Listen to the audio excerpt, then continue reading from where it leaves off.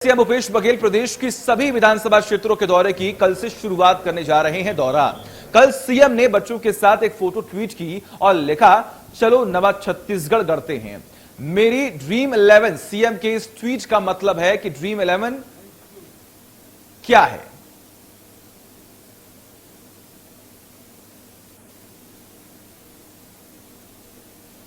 तो आपको जानकारी देखिए, आप देख पा रहे हैं किस तरीके से मुख्यमंत्री भूपेश बघेल ने यह ट्वीट किया और ये एक संदेश, एक मैसेज यहां पर भेजने की कोशिश की है कि तमाम जो युवा हैं, जो बच्चे हैं, वो देश के भविष्य हैं और इनके साथ ही हम नवा छत्तीसगढ़ जो है वो गढ़ेंगे।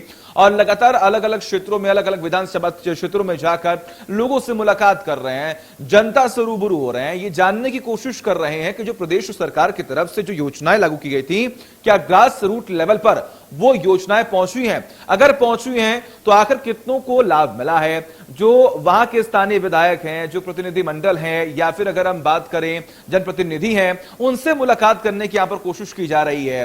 बड़ी बात और खास बात यहां पर यह है कि ये जो दौरे हैं ये शुरुआत कर दिए गए हैं और आने वाले वक्त में यानी कि 23 में छत्तीसगढ़ में चुनाव भी हो रहे हैं। अब चुनावी रैलियों को भी लगातार यहां पर रफ्तार जो है वो देने की कोशिश की जा रही है। मुख्यमंत्री भूपेश बघेल बच्चों से मुलाकात कर रहे हैं, महिलाओं की समस्या को समझने की कोशिश कर रहे हैं, रोजगार को लेकर नए अवसर प्रदान करने की कोशिश कर रहे हैं। इसके अलावा अगर हम बात करें तो महिला सशक्तिकरण को लेकर काम करने की कोशिश कर रहे हैं।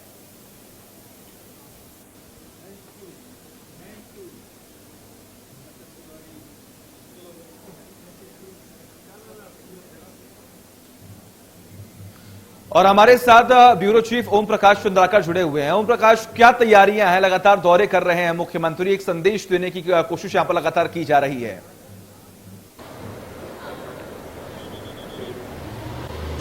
देखिए सचिन, जिस तरह से हम देख रहे हैं कि मुख्यमंत्री भूपेश बघेल वो लगातार 90 विधानसभा क्षेत्रों में जाएंगे, वहां स्थानीय लोगों से मिलेंगे, वहां स्थानीय जनप्रतिनिधियों से मिलेंगे, साथ ही उन लोगों से भी मिलेंगे जो पिछले चुनाव में चुनाव हार गए थे या पार्टी के लिए कार्य कर रहे हैं। तो जाहिर तौर पे एक तरफ हम देख सकते हैं कि दूसरी जनता से वो मिलेंगे, दूसरी तरफ वो अपने संगठन के नेताओं को भी पीछे नहीं छोड़ रहे हैं। तो जाहिर तौर पे ये पूरी तरह से तैयारी जो है मिशन 2021 को लेकर है। भूपेश बघेल दोबारा सत्ता रिपीट करने के लिए लगातार जद्दोजहद कर रहे हैं। हमने देखा था कि जिस तरह से कोरोना पेंडेमिक जो था वो पिछले 2 साल से लगातार रहा। इस दौरान ये भूपेश बघेल के कोई दौरे नहीं हो पाए थे, लेकिन अब हालात ठीक होते ही उन्होंने ये फैसला लिया है और वो लगातार सभी विधानसभा क्षेत्रों में जाएंगे। जिस तरह से कल उन्होंने शुरुआत की है सरगुजा संभाग से, तो सरगुजा संभाग में वो अभी फिलहाल रहेंगे और लगातार सभी विधानसभा क्षेत्रों में जाएंगे, अलग अलग विधानसभा के लोगों से मिलेंगे,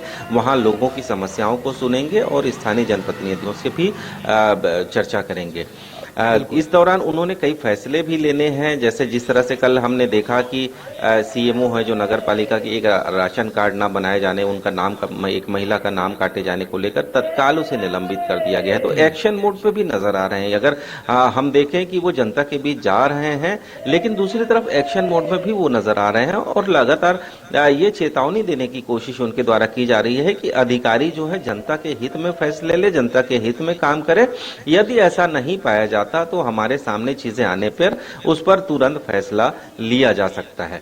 जिस तरह से हमने कल के दौरे में देखा कि सचिन की वो लगातार बच्चों से मिले, ड्रीम 11 जैसे आप बात कर रहे थे कि ड्रीम 11, एक ट्वीट भी किया है उन्होंने कि ये है मेरी ड्रीम 11। तो उनकी मंशा इसके पीछे यही रही है कि बच्चे जो है देश का भविष्य है और इन्हीं बच्चों के कंधे पर छत्तीसगढ़ की बागडोर आगे की होगी। और वो स्कूल में गए, आत्मानंद इंग्लिश मीडियम स्कूल भी गए, साथ ही एक बच्ची का ऑपरेशन हुआ था सरकारी अस्पताल में कि उसका हार्ट का ऑपरेशन हुआ था, उनसे मिलने चले गए। तो ये एक जनता से जुड़ने का जो उनकी जो कोशिश है वो उसको इम्प्लीमेंट कर रहे हैं, उससे अमली जामा पहना रहे हैं। जी अब बिल्कुल ऐसे में अगर हम बात करें ओम प्रकाश, देखिए लगातार दौरे कर रहे हैं और ऐसे में विपक्ष भी इस दौरे को लेकर हमलावर है, लेकिन बड़ी बात है कि जमीनी स्तर पर, ग्रास रूट लेवल पर कितना काम हुआ है, इसका जायजा लेने के लिए लगातार मुख्यमंत्री जो हैं वो ग्राउंड लेवल पर उतरे हुए हैं।